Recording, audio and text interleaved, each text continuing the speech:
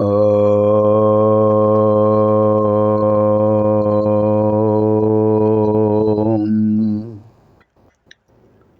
శ్రీ గురుభ్యో నమః.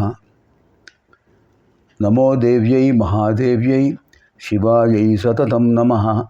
నమః ప్రకృత్యై భద్రాయై నియతాః ప్రణతాస్మతాం. శృతిస్మృతిపురాణానాం ఆలయం కరుణాలయం నమామి భగవత్పాదం శంకరం లోకశంకరం. అర్చనకాలే రూపగత సంస్తుతికాలే శబ్దగత చింతనకాలే ప్రాణగత తత్వవిచారే సర్వగత.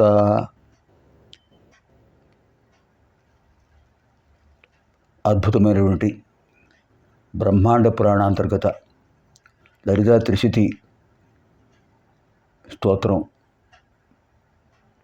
త్రికూట మంత్ర సముదాయాన్ని పూర్తి చేశాం అమ్మవారి దివ్యానుగ్రహంతో.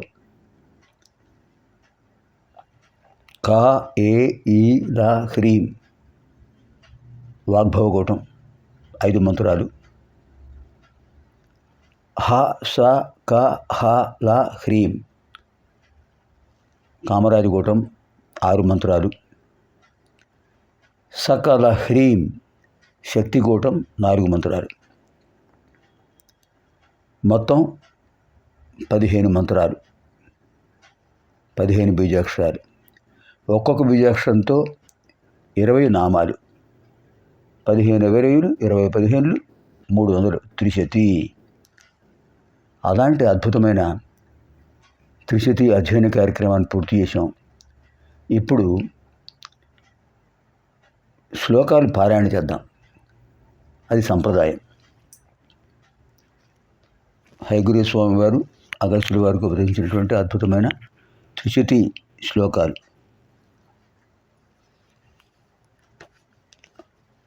ఓం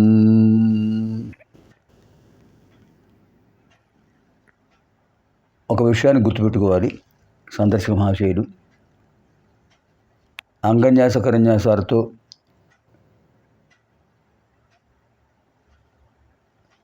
స్తోత్రం చేయడం తెలియదు అనుకుంటే చూడండి, వినండి, చెయ్యండి. కష్టం అనుకుంటే అవి లేకపోయినా, అంగన్యాస కరన్యాసాలు లేకపోయినా స్తోత్రం చదవండి, వినండి, అనండి. అమ్మవారి అనుగ్రహం తప్పకుండా కలుగుతుంది. ధర్మబద్ధములైన కోరికలను అనుగ్రహిస్తారు. ఈ లోకంలో ఉన్నంతవరకు భోగభాగ్యాలను, సుఖవంతమైన జీవితాన్ని అనుగ్రహిస్తారు. ఈ లోకాన్ని దాటిన తర్వాత మణిద్వీపానికి చేరుస్తారు అమ్మవారు. అంతకంటే ఏం కావాలి మనకు?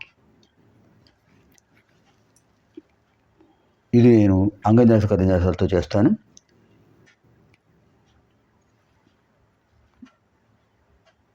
తర్వాత స్తోత్రపారాయణ చేద్దాం.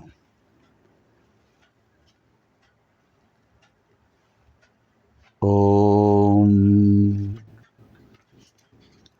అస్య శ్రీలలితా త్రిశతి స్తోత్ర మహామంత్రస్య భగవాన్ హయగ్రీవః ఋషిః అనుష్ఠుప్ ఛందః.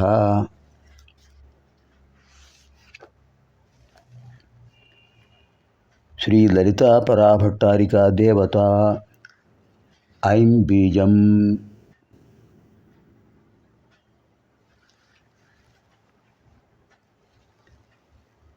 సౌః శక్తిః. క్లీం కీలకం.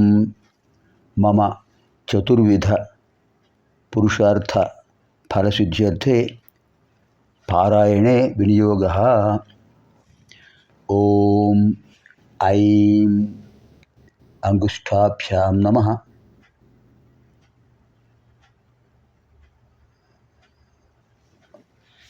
ఐం వాగ్బీజం బాగా గుర్తుపెట్టుకోవాలి. ఐం అనేది వాగ్బీజం. ఓం ఐం అంగుష్ఠాభ్యాం నమః.